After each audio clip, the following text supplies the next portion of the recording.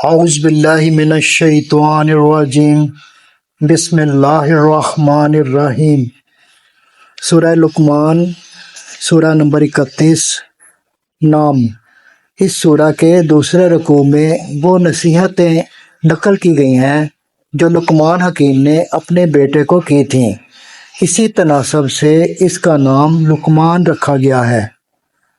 زمانہ نزول: اس کے مضامین پر غور کرنے سے صاف محسوس ہوتا ہے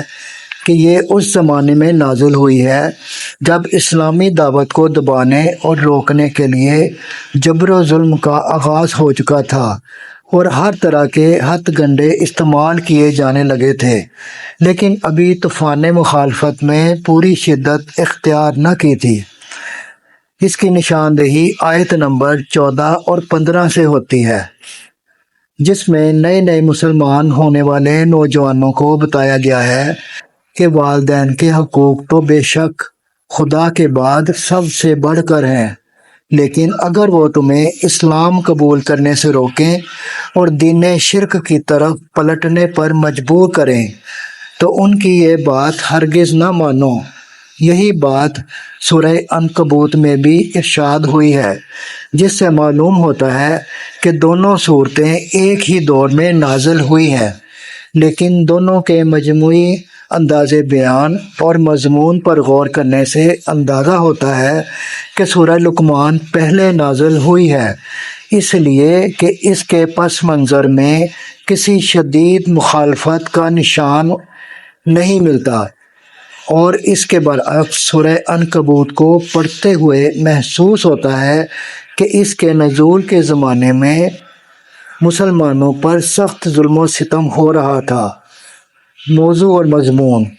اس سورہ میں لوگوں کو شرک کی لغویت اور نامعقولیت اور توحید کی صداقت و معقولیت سمجھائی گئی ہے، اور انہیں دعوت دی گئی ہے کہ باپ دادا کی اندھی تقلید چھوڑ دیں، کھلے دل سے اس تعلیم پر غور کریں جو نبی کریم صلی اللہ علیہ وآلہ وسلم خداوند عالم کی طرف سے پیش کر رہے ہیں،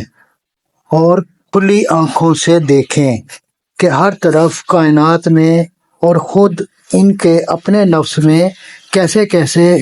صریح آثار اس کی سچائی پر شہادت دے رہے ہیں۔ اس سلسلے میں یہ بھی بتایا گیا ہے کہ یہ کوئی نئی آواز نہیں ہے جو دنیا میں یا خود دیار عرب میں پہلی مرتبہ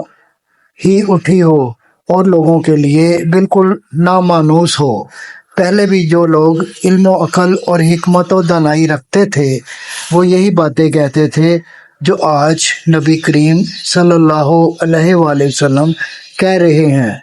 تمہارے اپنے ہی ملک میں لقمان نامی حکیم گزر چکا ہے، جس کی حکمت و دانش کے افسانے تمہارے ہاں مشہور ہیں، جس کی ضرب الامثال اور جس کے حکیمانہ مقولوں کو تم اپنی گفتگو میں نقل کرتے ہو، جس کا ذکر تمہارے شاعر اور خطیب اکثر کیا کرتے ہیں۔ اب خود ہی دیکھ لو کہ وہ کس عقیدے اور کن اخلاقیات کی تعلیم دیتے تھے۔